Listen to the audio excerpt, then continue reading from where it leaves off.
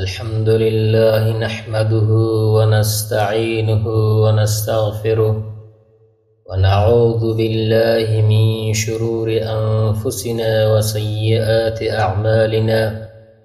من يهده الله فلا مضل له ومن يضلله فلا هادي له، ونشهد أن لا إله إلا الله وحده لا شريك له، ونشهد أن محمدا عبده ورسوله. أما بعد، السلام عليكم ورحمة الله وبركاته. بلی دوستان گرامی و برادران محترم، از الله متعال می خواهم در هر جایی که هستید شب و روز خویش را به عبادت و بندگی الله متعال سپری نموده و الله متعال برای من شما توفیق توبه و رجوع نمودن را به طرف خویش نصیب بفرماید. بلی دوستان گرامی، انسان همیشه جایز الخطاست. بغیر از انبیاء علیهم السلام دیگر تمام انسانها مرتکب گناه می شوند و از ایشان گناه سر می زند، اما الله متعال برای بندگان گناهکار خود دروازه رحمت خویش را یعنی توبه را باز نموده است تا اینکه انسان‌های گناهکار به خاطر رفع درجات به طرف رب خویش رجوع نمایند. بر همین است که الله متعال می فرماید اگر یک قوم گناهی را مرتکب نشوند، الله متعال می گوید که من یک قوم دیگری را می آورم تا اینکه گناه انجام بدهند، باز توبه کنند، باز من هم مغفرتشان نمایم. بلی دوستان گرامی، صحبت خود را درباره فضیلت توبه و شروط آن ادامه می دهیم تا اینکه اولا برای من و ثانیا برای شما الله متعال توفیق توبه کردن را از گناه و معصیت نصیب بفرماید. بلی دوستان گرامی، التوبة في اللغة اعتراف بالخطیئة والرجوع عنها. معنای لغوی توبه اعتراف نمودن بر گناهی که انسان مرتکب شده است و رجوع نمودن از آن گناه می باشد. و در اصطلاح الاعتراف والندم والإقلاع والعزم على ألا يعاود الإنسان ما اقترفه.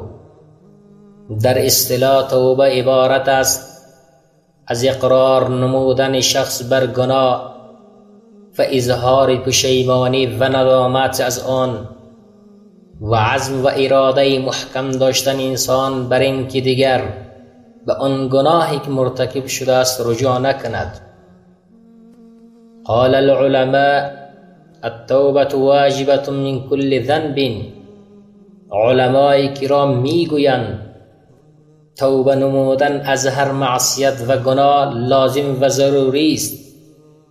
فإن كانت المعصية بين العبد و بين الله تعالى، اگر گناه و معصیت در بین بنده و بین الله متعال باشد، لا تتعلق بحق آدمیین، ارتباط به حقوق العباد نداشته باشد، فلها ثلاثة شروط، دارای سه شرط می باشد. احدها ان یقلع عن المعصیة، اول اینکه خود را از معصیت و گناه باز دارد، و الثانی شرط دوم ان یندم علی فعلها، دوم اینکه از انجام دادن اون پشیمان شود، و الثالث ان یعزم الا یعود الیها ابدا، سوم اینکه تصمیم گیرد که دوباره اون را انجام ندهد. فإن فقد أحد الثلاثة لم تصح توبته. اگر یکی از شروط موجود نشود توبهش قبول نمی شود. و این كانت المعصیة تتعلق بآدمی فشروطها 4. اگر معصیت به حقوق انسان تعلق داشته باشد 4 شرط دارد. هذه الثلاثة و ان یبر من حق صاحبها. علاوه بر این شروطی که بیان شد اینکه از صاحب حق براءت بگیرد. فإن كانت مالا او نحوه رده الیه. اگر این حق مال و امثال اون باشد به وی بازگردانیده شود. فإن كانت حد قذف و نحوه مکنه منه او طلب عفوه. اگر حد قذف و امثال اون باشد وی را قدرت جبران دهد و یا از او طلب عفو بخواهد. و این كانت غیبة استحله منها. اگر غیبت باشد بخششی بطلبد. و یجب ان یتوب من جمیع الذنوب. لازم است که از همه گناهان توبه کند. فإن تاب من بعضها صحت توبته عند اهل الحق من ذلك الذنب و بقى علیه الباقی. اگر چنانچه از یکی گناهان توبه نمود توبه اش در نزد اهل حق از همون گناه درست است و بقیه بر ذمه اش میماند. وقد تظاهرت الدلائل الكتاب والسنه و اجماع الامه على وجوب التوبه. دلائل زیاد در کتاب و سنت و اجماع امت مبنی بر وجود توبه وجود دارد. قال الله تعالى وتوبوا إلى الله جميعا أيها المؤمنون لعلكم تفلحون.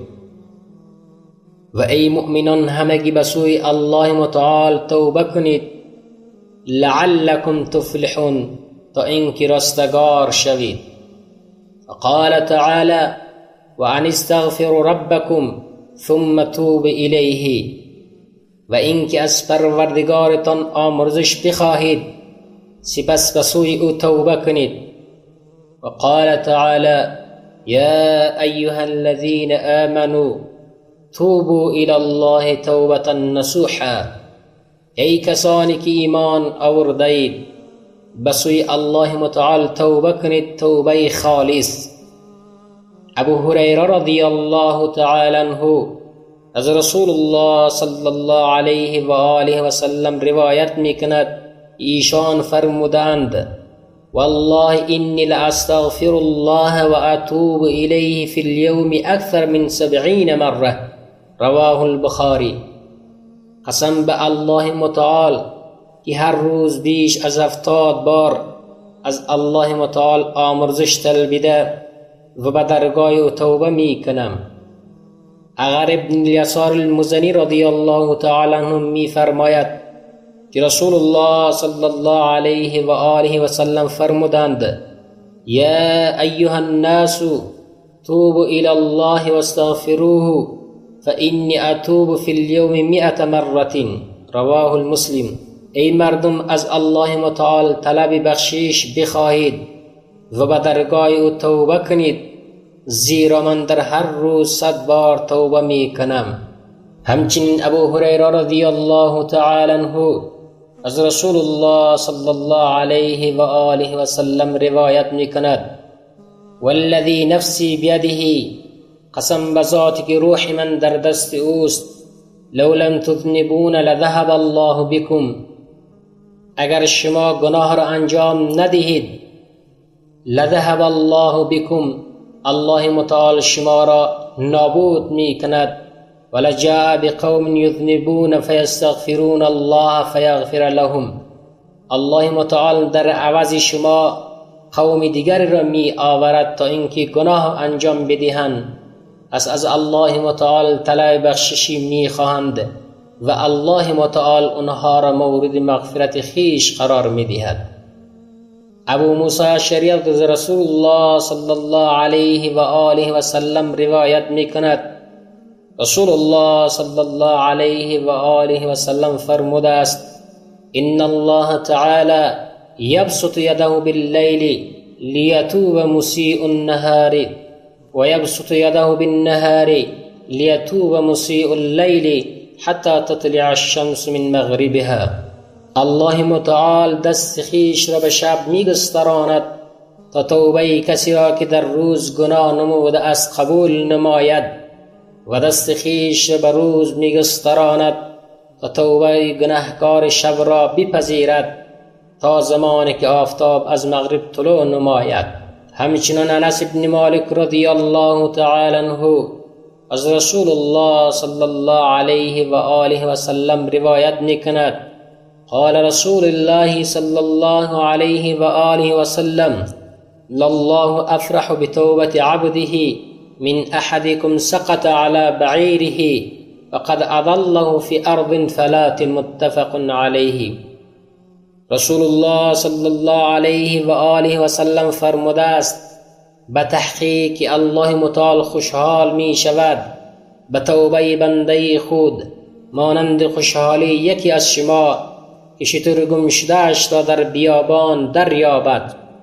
همچنین عبدالله ابن عمر رضی الله تعالی عنه از رسول الله صلی الله علیه و آله و سلم روایت میکند: ان الله عز وجل يقبل توبة العبد ما لم يغرغر. الله متعال توبه بنده اش را میپذیرد تا لحظه‌ای که روحش به حلقومش نرسد.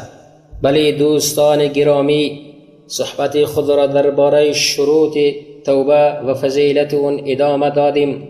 در آخر از الله متعال میخواهیم که من شما را توفیق بدهد که از گناهان صغیره و کبیره خود توبه کنیم و به طرف الله متعال رجوع نماییم.